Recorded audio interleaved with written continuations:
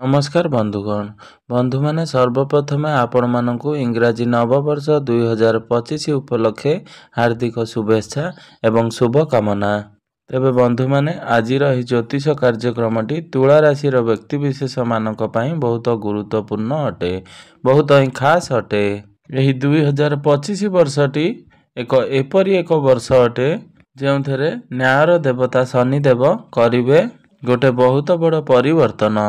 तांको सहित राहु केतु एवं देवगुरु बृहस्पति मध्य मिसी करिवे परिवर्तन। नवग्रह मानक मध्यरु सबुठारु बड़ बा प्रमुख चारोटी ग्रह एही वर्ष परिवर्तन करिवा पई जाउछंती निजर गति एवं निजर राशि एवं नक्षत्र, जहा फलरे आपनक जीवन रे जेउ सब दुख कष्ट एवं समस्या थिला ताहा मध्य धीरे धीरे परिवर्तन होई जिवो। आपनकर दुख एवं समस्यार अंत घटिबो।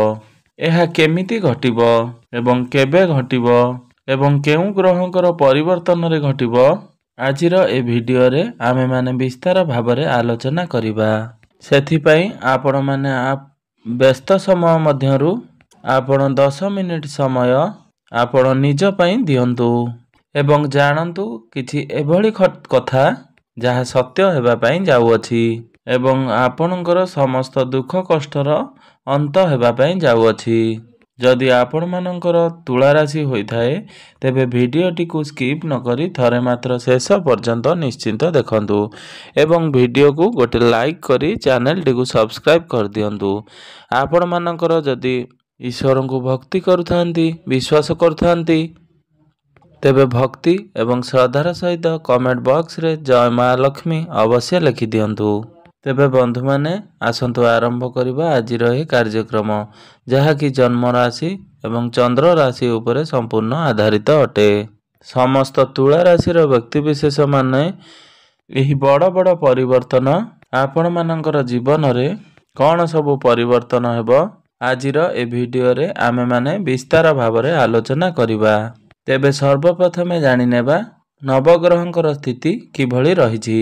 एही 2025 रो वर्षर आरंभ रे बुध आपणकर द्वितीय भावरे विराजमान अछंती, सूर्य आपणकर तृतीय भावरे विराजमान अछंती, शुक्र एवं शनि आपणकर पंचम भावरे विराजमान अछंती, राहु आपणकर षष्ठ भावरे विराजमान अछंती, गुरु आपणकर अष्टम भावरे विराजमान अछंती, मंगल आपणकर दशम भावरे विराजमान अछंती एवं केतु आपणकर द्वादश भावरे विराजमान अछंती।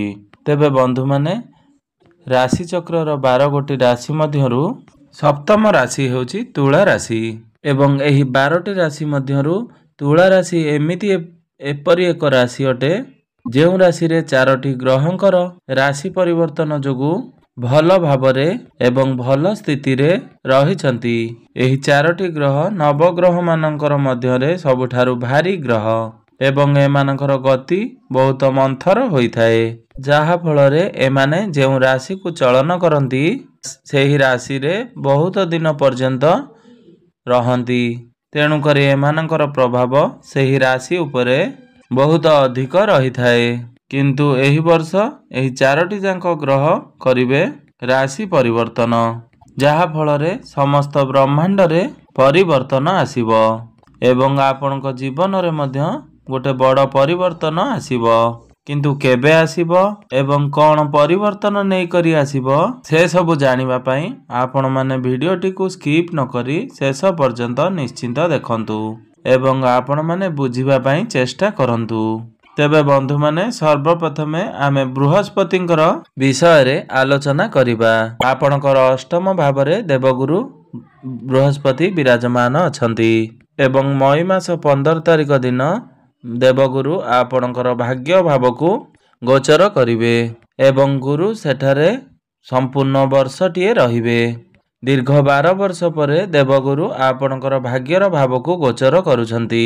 गुरु आपणकर अष्टम भावरे थिबा हेतु आपणकर स्वास्थ्य रे बारंबार समस्या देखा देउथुला एवं एबे मध्य आपणकर स्वास्थ्य रे बारंबार समस्या देखा देउछि। आपणकर लिवर डाइजेशन एवं गैस्ट्रिक एवं मोटापण भली समस्या देखा जाउछि। ता सहित आपणकर भाग्य रे मध्य रोकापट आणुछंती। କୌଣସି ଗୋଟେ କାର୍ଯ୍ୟ ଆରମ୍ଭ କରିବା ବେଳକୁ ସମସ୍ୟା ସୃଷ୍ଟି ହେଉଥିଲା ଏବଂ ମଇ ମାସ 15 ତାରିଖ ପର୍ଯ୍ୟନ୍ତ ଆପଣଙ୍କର ଏଭଳି ପରିସ୍ଥିତି ରହିବ। ଆପଣଙ୍କର ସମସ୍ତ ଦୁଃଖ କଷ୍ଟର ଅନ୍ତ ମଇ ମାସ 15 ତାରିଖ ପର୍ଯ୍ୟନ୍ତ ରହିବ, କାରଣ ଆପଣଙ୍କର ଭାଗ୍ୟର କାରକ ଗ୍ରହ ଆପଣଙ୍କର ଭାଗ୍ୟ ଭାବରେ ବିରାଜମାନ ରହିବେ, ଯାହାଫଳରେ ପୂର୍ବରୁ ଅଟକିଥିବା କାର୍ଯ୍ୟ ସବୁ ଧୀରେ ଧୀରେ ପୂରଣ ହେବ। ଆପଣଙ୍କର ଗୃହରେ ଶୁଭ ମାଙ୍ଗଳିକ କାର୍ଯ୍ୟ ଏବଂ ଆପଣ ଯଦି କେଉଁଠାରେ ନିଜର ପୁଞ୍ଜି ନିବେଶ କରିବା ପାଇଁ ଚାହୁଁଥିଲେ, ତେବେ ଭାଗ୍ୟ ଆପଣଙ୍କୁ ପୂର୍ଣ୍ଣ ମାତ୍ରାରେ ସାଥ ଦେବ। ଆପଣଙ୍କ ମନରେ ଯେଉଁ କାମ କରିବାର ଇଚ୍ଛା ଥିଲା ବା ଅଭିଳାଷ ରହୁଥିଲା, ତାହା ମଧ୍ୟ ଧୀରେ ଧୀରେ ପୂରଣ ହେବାକୁ ଲାଗିବ। ଗୁରୁଙ୍କର ସ୍ଥିତି ଅପେକ୍ଷା ଗୁରୁଙ୍କର ଶୁଭ ଦୃଷ୍ଟି ଅଧିକ ଫଳପ୍ରଦ ହୋଇଥାଏ। ତେଣୁ ଗୁରୁଙ୍କର ଶୁଭ ଦୃଷ୍ଟି ଆପଣଙ୍କର ପ୍ରଥମ, ଦ୍ୱିତୀୟ ଏବଂ ପଞ୍ଚମ ଭାବ ଉପରେ ରହିବ, ଯାହାଫଳରେ ଗୁରୁ ଆପଣଙ୍କୁ ସେହି ଗୃହରେ ବହୁତ ଅଧିକ ଶୁଭ ଫଳ ପ୍ରଦାନ କରିବେ। ଗୁରୁଙ୍କର ଶୁଭ ଦୃଷ୍ଟି ଆପଣଙ୍କର ପ୍ରଥମ ଭାବ ଉପରେ ରହୁଥିବାରୁ ଆପଣଙ୍କୁ ଦୟାବାନ ବନାଇବେ। ଆପଣଙ୍କର ମ୍ୟାଚୁରିଟି ଲେବୁଲ ବଢ଼ିବ। ଆପଣଙ୍କର ସମାଜରେ ମାନ ସମ୍ମାନ, ପଦ ପ୍ରତିଷ୍ଠା ଆଦି ବଢ଼ାଇବେ। ତା ସହିତ ଗୁରୁ ଯେତେବେଳେ ଚନ୍ଦ୍ରମାଙ୍କୁ ଦେଖନ୍ତି, ସେତେବେଳେ ଆପଣମାନଙ୍କ ମଧ୍ୟରେ ଜ୍ଞାନ ବଢ଼ିବ, ବୁଦ୍ଧି ବଢ଼ିବ। ତେଣୁକରି ଆପଣମାନଙ୍କ ପାଇଁ ବହୁତ ଭଲ ସମୟ ରହିଛି। ବିଶେଷ କରି ଯେତେ ଦିନ ପର୍ଯ୍ୟନ୍ତ ଗୁରୁ ରହିବେ ଆପଣଙ୍କର ଏହି ଭାଗ୍ୟ ଭାବରେ ଅର୍ଥାତ୍ ନବମ ଭାବରେ, ସେତେ ଦିନ ପର୍ଯ୍ୟନ୍ତ ଆପଣଙ୍କର ମାନ ସମ୍ମାନ, ପଦ ପ୍ରତିଷ୍ଠା ବୃଦ୍ଧି ଘଟାଇବେ। ତା ସହିତ ଗୁରୁ ଆପଣଙ୍କର ତୃତୀୟ ଭାବକୁ ଦୃଷ୍ଟି ଗୋଚର କରୁଛନ୍ତି, ଯାହାଫଳରେ ଆପଣ କିଛି ଅନଲାଇନ୍ କାର୍ଯ୍ୟ କରୁଛନ୍ତି ବା ଡିଜିଟାଲ କ୍ଷେତ୍ରରେ କାର୍ଯ୍ୟ କରୁଛନ୍ତି, ତେବେ ଆପଣଙ୍କୁ ଅଧିକ ସଫଳତା ପ୍ରାପ୍ତି ହେବ। ଆପଣଙ୍କର କାର୍ଯ୍ୟରେ ଉନ୍ନତି ଘଟିବ। ତା ସହିତ ଆପଣଙ୍କର ଧାର୍ମିକ ଯାତ୍ରାରେ ଗୁରୁ ଆପଣଙ୍କର ପୂରଣ କରିବେ। ଆପଣଙ୍କର ଧାର୍ମିକ ଯାତ୍ରାରେ ମନ ବଳାଇ ପାରନ୍ତି। ଗୁରୁ ଆପଣଙ୍କର ପଞ୍ଚମ ଭାବକୁ ନବମ ଦୃଷ୍ଟି ପ୍ରଦାନ କରୁଛନ୍ତି, ଯାହାଫଳରେ ଆପଣ ସନ୍ତାନ ସନ୍ତତିକୁ ନେଇ ଦୁଃଖରେ ଅଛନ୍ତି ବା ସନ୍ତାନ ସନ୍ତତିକୁ ନେଇ ଚିନ୍ତାରେ ଅଛନ୍ତି, ତେବେ ଆପଣଙ୍କର ଦୁଃଖ କଷ୍ଟ ଏବଂ ଚିନ୍ତାର ମଇ ମାସ 15 ତାରିଖ ପରେ ଶେଷ ହୋଇଯିବ, କାରଣ ଗୁରୁଙ୍କର ଶୁଭ ଦୃଷ୍ଟି ଆପଣଙ୍କର ପଞ୍ଚମ ଭାବ ଅର୍ଥାତ୍ ସନ୍ତାନର ଭାବ ଉପରେ ରହୁଅଛି ଏବଂ ସନ୍ତାନ ଗୃହକୁ ମଜବୁତ କରାଉଛି। ଏହି ସମୟ ଅବଧି ମଧ୍ୟରେ ଆପଣ ଯଦି ଫ୍ୟାମିଲି ପ୍ଲାନିଂ କରନ୍ତି ବା ଫ୍ୟାମିଲିକୁ ନେଇ କୌଣସି ଡିସିସନ୍ ନିଅନ୍ତି, ତେବେ ଆପଣଙ୍କର ସନ୍ତାନ ହେବାର ବହୁତ ଅଧିକ ସମ୍ଭାବନା ବନୁଅଛି।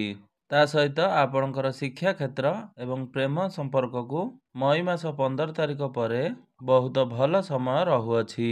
ଆପଣ ଯଦି ମଇ ମାସ 15 ତାରିଖ ପରେ କୌଣସି ଏକ୍ଜାମ ଦିଅନ୍ତି ବା କେଉଁଠାରେ ଆଡ଼ମିସନ୍ କରନ୍ତି ବା ଗଭର୍ଣ୍ଣମେଣ୍ଟ ଜବ୍ ପାଇଁ ଆପଣ ଇଣ୍ଟରଭ୍ୟୁ ଦିଅନ୍ତି, ତେବେ ଆପଣଙ୍କୁ ସଫଳତା ପ୍ରାପ୍ତ କରିବାର ବହୁତ ସମ୍ଭାବନା ବନୁଅଛି। ଆପଣ ଚେଷ୍ଟା କରନ୍ତୁ, ଯଦି ଆପଣଙ୍କର କୁଣ୍ଡଳୀରେ ଗଭର୍ଣ୍ଣମେଣ୍ଟ ଜବ୍ର ସମ୍ଭାବନା ରହିଛି, ତେବେ ଆପଣମାନଙ୍କୁ ନିଶ୍ଚୟ ଭାବରେ ଗଭର୍ଣ୍ଣମେଣ୍ଟ ଜବ୍ ମିଳିବ।